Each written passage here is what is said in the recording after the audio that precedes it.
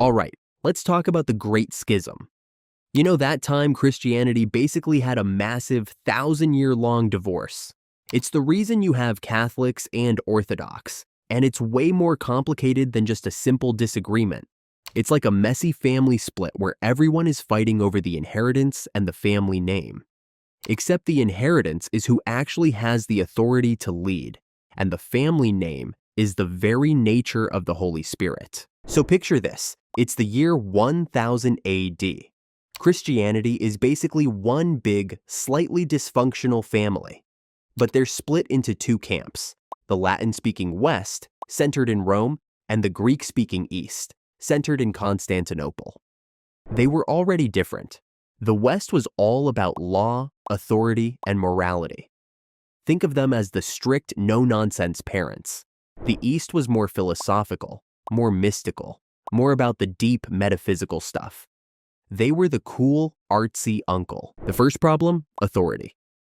After the Western Roman Empire collapsed, the Pope in Rome became the only stable figure. He had to step up and act like a king, saving the city from guys like Attila the Hun. So, the West started seeing the Pope as the ultimate boss, the supreme head of the entire church.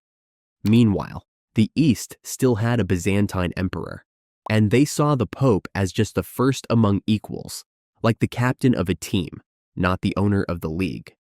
They believed big decisions should be made by a consensus of all the patriarchs.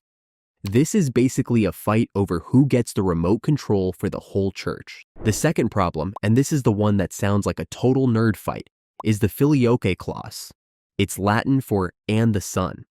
The original Nicene Creed said the Holy Spirit proceeds from the Father.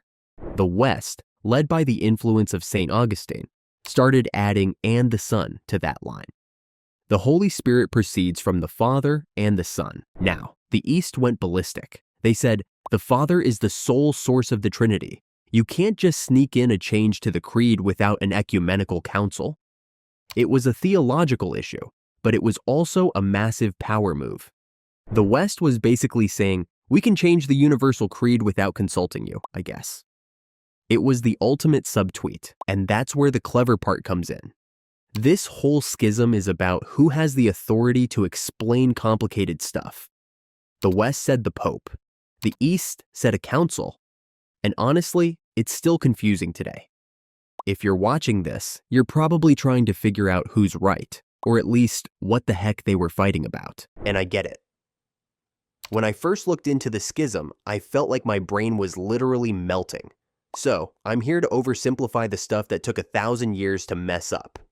If you want more complicated Christian history made actually understandable, hit that subscribe button. I'm trying to hit 1,000 subscribers before Easter, and every single one of you helps this channel get there, I guess. So, the filioque and the Pope's authority were the main issues, but the final straw was pure drama. In 1054, the Pope's representative, Cardinal Humbert, marched into Constantinople and slapped a bull of excommunication on the altar of the Hagia Sophia, right before the liturgy. That's like breaking up with someone by posting a public notice on their front door.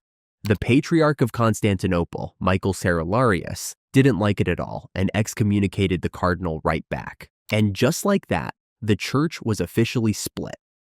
The West became the Roman Catholic Church, and the East became the Eastern Orthodox Church. It wasn't just a theological split, it was a cultural, political, and linguistic one. It was 1,000 years of growing apart, finally sealed with a dramatic, petty gesture. And the irony is that they didn't even lift the mutual excommunications until 1965. That's right, they were officially mad at each other for over 900 years, all because of a single word and a massive ego trip. So next time you're arguing with your friends about which denomination is right, just remember, it all started with a turf war and a Latin word.